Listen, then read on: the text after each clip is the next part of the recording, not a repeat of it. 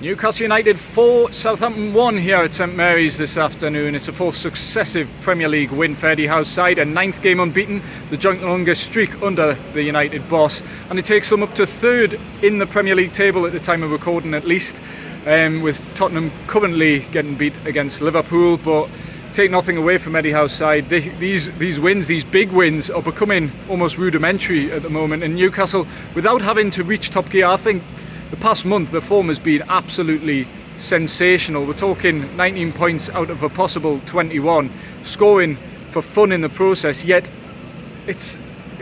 have Newcastle really reached top gear? And that's probably the most exciting thing, because they took the lead today. Miguel Almiron, his 7th goal in as many games, 8th for the season.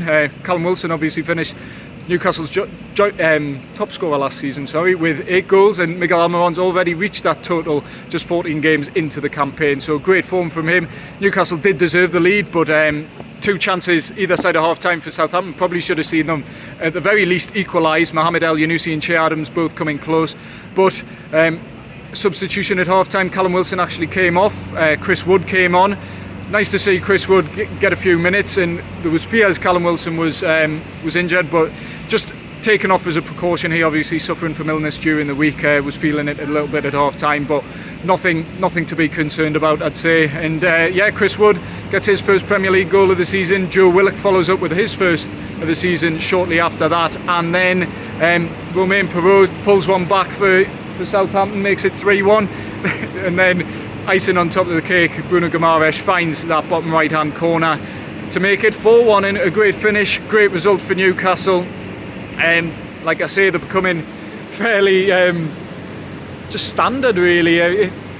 We know it won't last necessarily, but we'll enjoy these good times, as the 3,200 Newcastle fans here at St Mary's certainly did, because the momentum is immense behind Newcastle at the moment, and we're really sort of seeing that on the pitch. They're not even playing at their absolute best, like I say, top gear or anything like that, but we just found ourselves, Newcastle, 3-0 up today here at Southampton, and it's now back-to-back wins in the league here at Southampton for the first time in Newcastle's history, which I couldn't quite believe when I saw that earlier. But this is the new Newcastle. They're a big team in the Premier League. We're talking about bridging the gap on the top 6, and certainly I might be a bit premature on this, certainly if you come back later in the season to see this video, but hey, can only base on what I've seen after 14 games. But certainly that gap between Newcastle and the top 7, the top 6 even,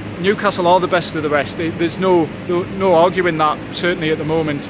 And the way they're blowing teams away who were certainly previously at the level that Newcastle aspired to be at, or at least on par with them, the likes of Fulham, Aston Villa, Southampton even, obviously Brentford, they've also beaten 5-1 in the past month as well. So it's new levels for Newcastle. It's unprecedented, really, based on what we've been used to in recent times, and a lot of comparisons will be made compared to where Newcastle were this time a year ago, things like that, winless in the table, and yes, progress has been really, really impressive, but I think it's time to start looking forward now. We know the progress has been ridiculous, has been impressive, but now Newcastle are sitting 3rd in the table, and you're looking and you wonder how far this team can go this season. I think winning the league would be a stretch too far, I think, but you're looking now, and certainly at the moment, maybe a 4-1 win and big wins are going to my head a little bit, but certainly the feeling I've got now is, why can't Newcastle break into that top 6? Why can't they even push the top 4 based on what we've seen so far this season? It will be tough, but like other managers have said, Pep Guardiola being one, Newcastle don't have that European competition to deal with at the moment to sort of take its toll on the squad, and albeit their squad is not as strong as a whole as some of the teams they'll be competing with for those top 6 positions, the likes of your Spurs, your Chelseas, your Manchester Uniteds, Liverpool even. They're not as strong as that, but we're only looking at now Chelsea next week. If you're going into that game now, previously I would take a point, you're going into that game now almost thinking, we can beat Chelsea. There's nothing to fear from that Chelsea side based on what we're seeing. from Newcastle at the moment. Like I say, they came up against Southampton today. They weren't at their absolute best, as they haven't been against Aston Villa, against Brentford, against Fulham. Yet in every game they've managed to score at least 4 goals, which, I mean, you say about good teams manage to find ways to win. Newcastle managing to find ways to win really convincingly as well, and really boost that goal difference up. And when was the last time Newcastle had goal difference as good as this in the Premier League? Certainly not in the past 20 years, I'd wager. I don't have the stats on the top of my head, unfortunately. Probably one of the few stats I didn't prepare prior to recording this. But yeah, hard to argue with Newcastle at the moment. I've rambled on a little bit here, but just taking in what has been a really good day, a really good win.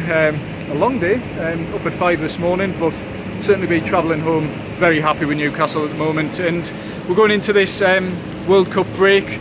Chelsea next week, if they can get a win there, and you're heading into the World Cup break third, and then a transfer window, just 2 games to go after that. It's scary to think what Newcastle could achieve this season, albeit we will put the brakes on it. We're only 14 games in, but the momentum behind Newcastle club with momentum behind them, can be a real force to be reckoned with, and it's just hard to fault them at the moment. Football can soon change, but we're certainly going to enjoy this as long as it lasts, however long it lasts, and look to push forward. Certainly against Crystal Palace in the Carabao Cup on Wednesday night, and then hopefully end the sort of first chunk of the season on a high against Chelsea back at St James's Park.